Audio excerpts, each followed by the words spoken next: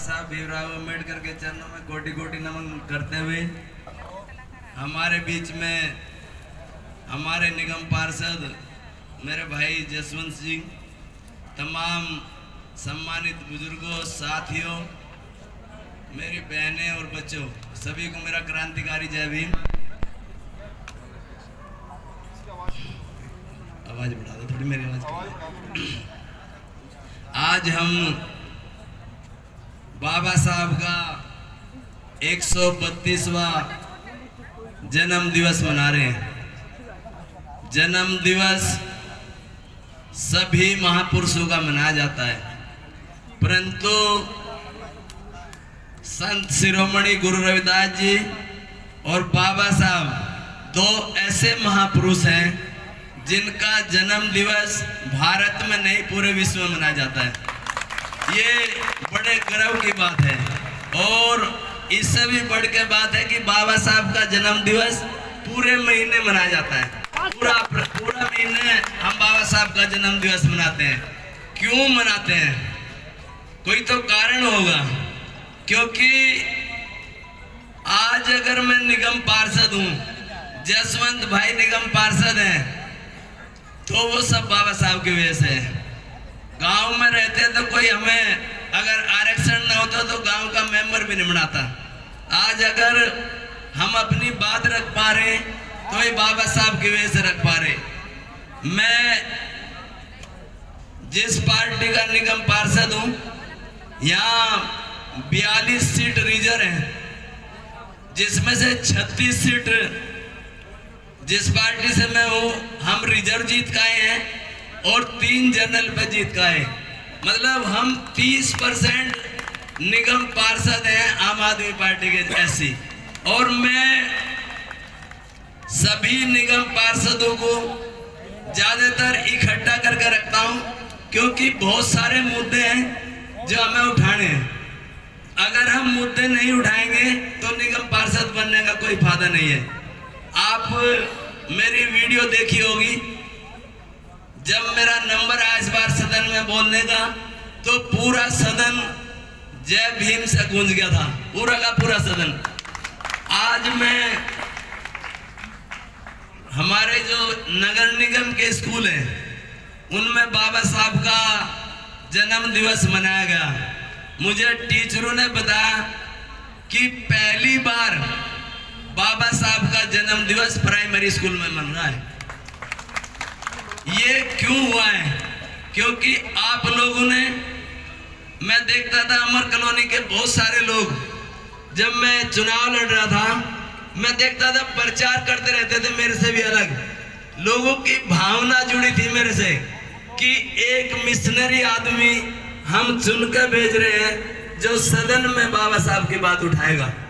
तो लोगों को मेरे से उम्मीद थी कि हम बाबा साहब की बात उठाएंगे।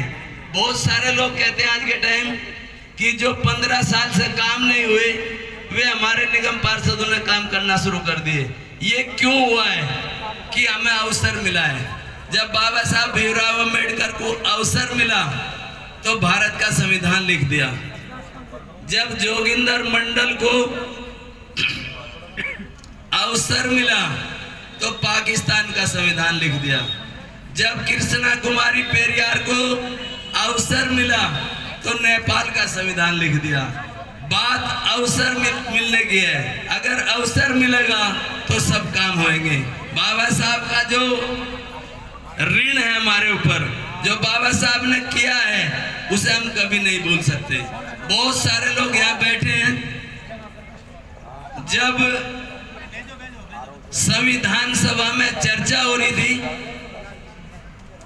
जो यहाँ के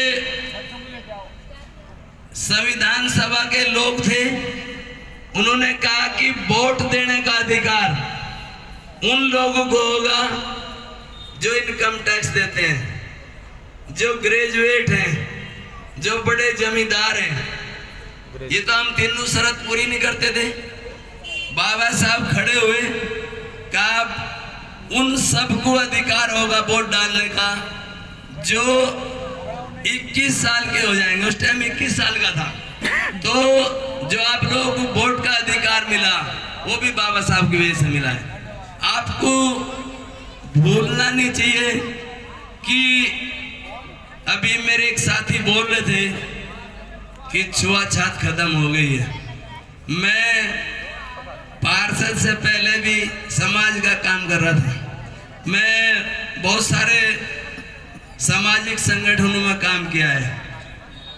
जो कहते हैं छुआछूत खत्म हो गई है, 2 दुकान खोल देना वहीं सामने कहीं, एक पे लिख देना चमार मिठाई भंडार, एक पे लिख देना पंडित जी मिठाई भंडार, पता लग जाएगा जातिवाद कितना खत्म हो गया, छुआछूत कितनी खत्म हो गई।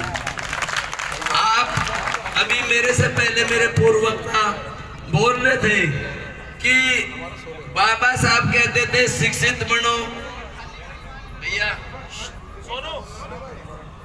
बाबा साहब कहते थे शिक्षित बनो, संगठित बनो और संघर्ष करो।